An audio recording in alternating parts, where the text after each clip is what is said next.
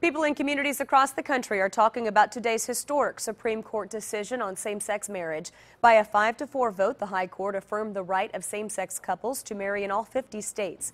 News 18's Dustin Grove has more on the decision and local reaction.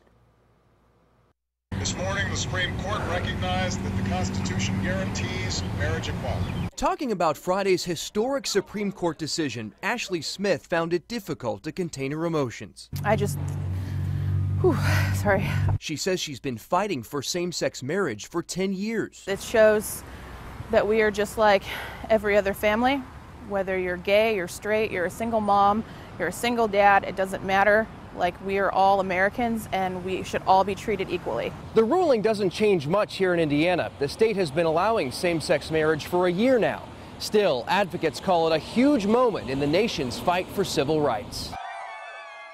The law may have shifted, but the debate lives on. What this decision represents is over 50 million Americans that their voice and vote does not matter. Opponents called Friday's ruling disappointing, saying it should be left up to each state to decide. Others say it underlines the need to protect religious freedom. So, is there any way to unite? Jeff Michaels is pastor of Lafayette Community Church. In my context, in my church, we're definitely going to teach what we believe is the ideal for marriage. But we also have to recognize we need to love those people who disagree. In Lafayette, Dustin Grove, News 18.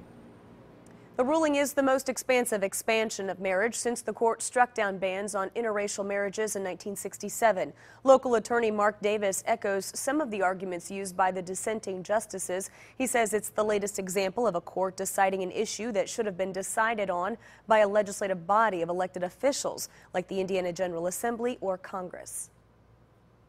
When judges start bringing their political will onto the people instead of the legislature bringing its political will, that's what's called activism and judicial activism, and I think that's what people object to.